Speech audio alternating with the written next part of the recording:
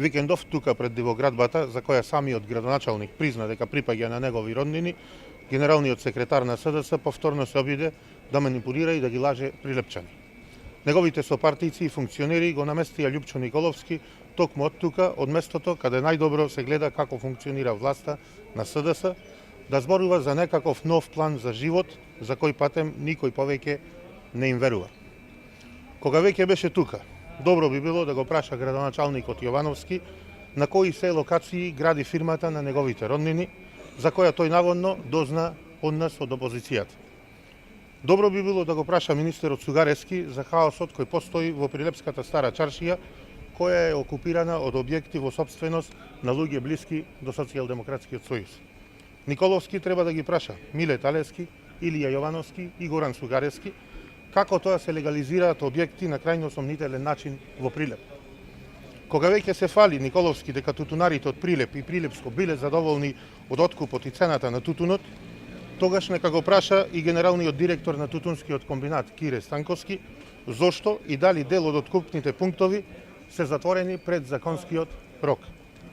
Дали директорот си ја покачил платата од 80 на 110.000 денари и дали вакви покачувања имајќи и останатите негови блиски соработници околу 20 на број од вкупно 230 вработени во тутунскиот комбинат. Кога се капиталните проекти се во прашање, на Николовски како мачка да му го изела јазикот, па заборави да каже кој капитален проект го направи Социјалдемократскиот сојуз во Прилеп во изминатите 3 години. Таков нема. Како бара гласови од Прилеп, кога владата на СДС и министерот Сугарески целосно ја стопираа изградбата на експресниот пат Прилеп-Градско?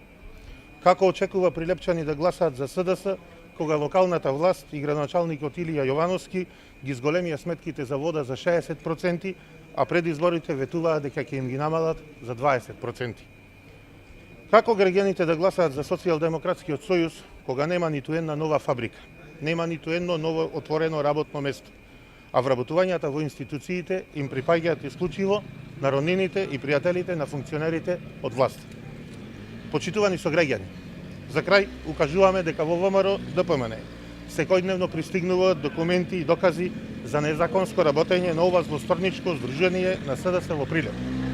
Сите овие укажувања и сомнежи за сторен криминал ќе бидат детално разгледани, а после 12 април следува одговорност за секој кој се ставил над законите.